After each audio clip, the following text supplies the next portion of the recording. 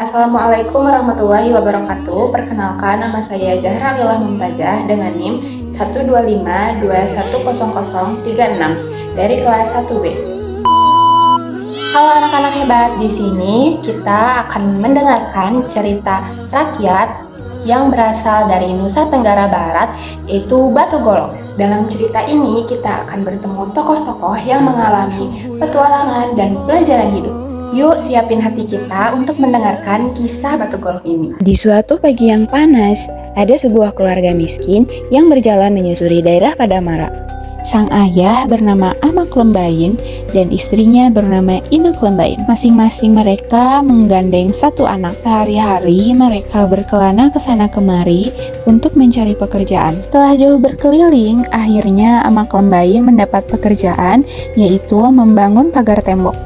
Sedangkan istrinya, dia membawa kedua anaknya sembari terus mencari pekerjaan. Tidak berapa lama kemudian, Inak Lembain mendapat pekerjaan. "Tumbuklah padi-padi yang baru dipanen itu," kata seorang ibu yang baik hati. "Kalau sudah selesai, aku akan mengupahimu sekarung beras," kata ibu itu lagi. Inak Lembain sangat senang. Menumbuk padi bukanlah pekerjaan sulit. "Anak-anakku, duduklah di sini, jangan kemana-mana ya," pesan Inak Lembain pada kedua anaknya. Dia lalu mendudukkan kedua anaknya di sebuah batu yang ceper. Batu ceper itu biasa disebut dengan batu golok. Duk, duk, duk. Inak Lembain mulai menumbuk.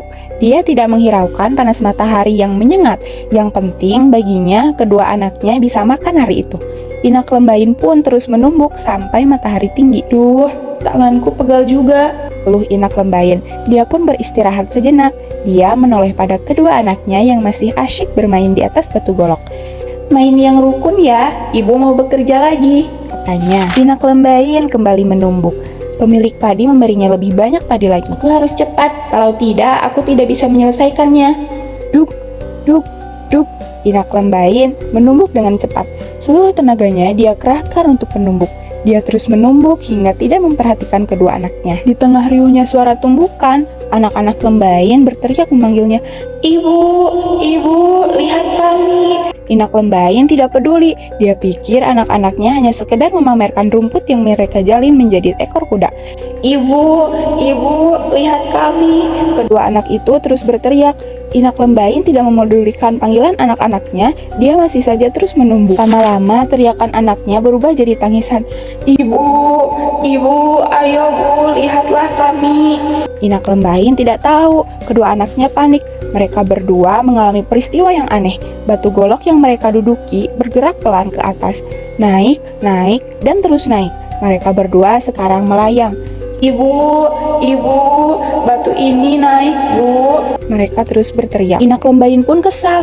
"Shh, kalian kenapa sih? Berisik." Dia menghentikan pekerjaannya dan menoleh. Betapa terkejutnya dia karena kedua anaknya tidak ada lagi di sana. "Ibu, kami di sini," teriak anak-anaknya dari atas.